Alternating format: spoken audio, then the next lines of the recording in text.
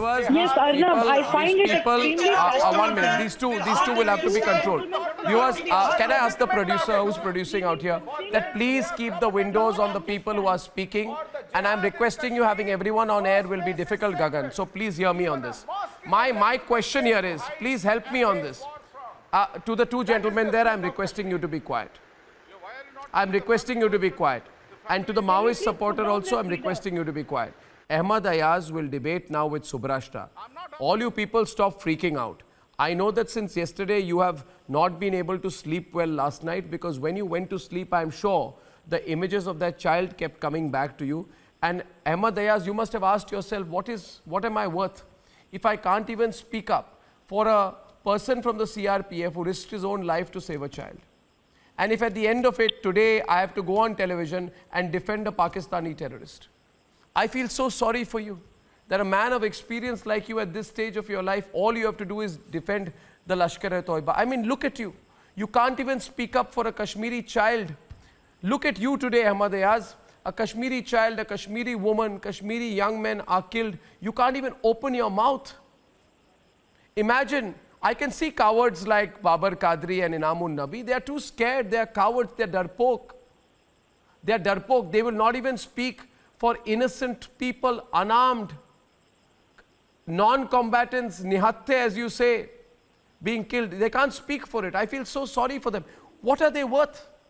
Look at these two hanging their heads down, screaming, screaming today, realizing that their problem is today, Subrashta, that they cannot speak for their own people. If they speak for their own people, if they say stop killing people, stop going into our mosques, and Ahmed Ayaz, I expected better from you. You know the security forces, Ahmed Ayaz?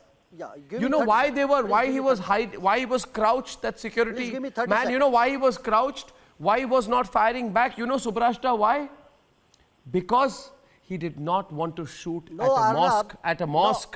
And imagine, Ahmed Ayaz, you today, you should have had more courage than this. You should have come on television and said, Hafiz Saeed, you're the biggest coward.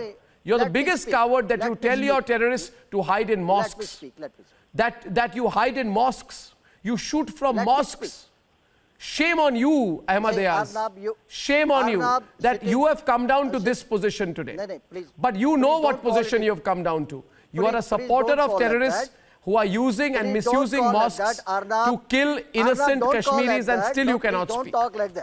I am not talking like that. I am telling you what I feel. Being at home are not the eyewitness to the incident. It is only the security forces who give their word. Subrashta, and the other locals. To say that you are not an eyewitness to the event, so you wouldn't feel for the child who lost his father, is absolutely ridiculous. It's absolutely inhuman. Is absolutely speaking in the language of the terrorist sympathizers. Please understand that you just need one thing, that the inquiry is required to be done. Why? Because there is a counterclaim that the man has been, the elderly man has been brought out of the vehicle and then killed outside. So there is a reason you cannot brush out the entire thing. What are you because talking, the Mr. point Ayaz? is that why Do you there live in a parallel universe of Pakistan? Ahmed Ayaz, 1 minute. Ahmed Ayaz, I'm asking you now. No, it's enough. It's enough. No, Subrashta, first of all, I'll fix your audio. It's not correct.